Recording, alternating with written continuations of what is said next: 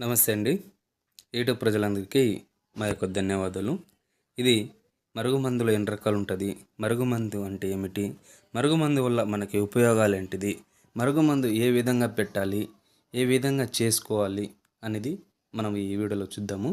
ఇది ఒకటి వచ్చేసి లిక్విడ్ అండి.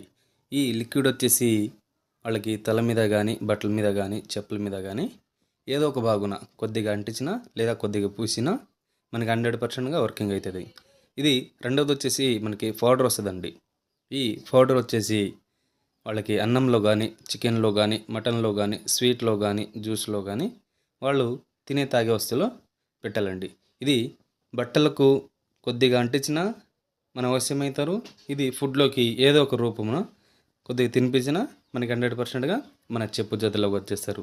ఇది ఏ విధంగా పెట్టాలంటే అత్త కోడల మధ్య ఏదైనా గొడవలు వచ్చి విడిపోయిన వాళ్ళకి, అండ్ భార్యాభర్తల మధ్యలో ఏదైనా రోజు గొడవలు చేసిన వాళ్ళకి, అండ్ అక్రమ సంబంధం పెట్టుకున్న వాళ్ళకి, అండ్ మరియు లవర్స్లు చాలా సంవత్సరాల నుంచి ప్రేమించి విడిపోయిన వాళ్ళకి, అండ్ పిల్లలు మన చెప్పు చేతుల్లోకి రాకపోతే అటువంటికే ఈ మరుగుమందు పెట్టాలండి.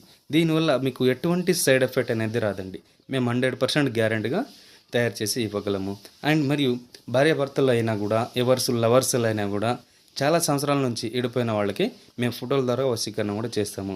నా ఛానల్ని మొదటిసారిగా చూసినట్టే సబ్స్క్రైబ్ చేయండి, షేర్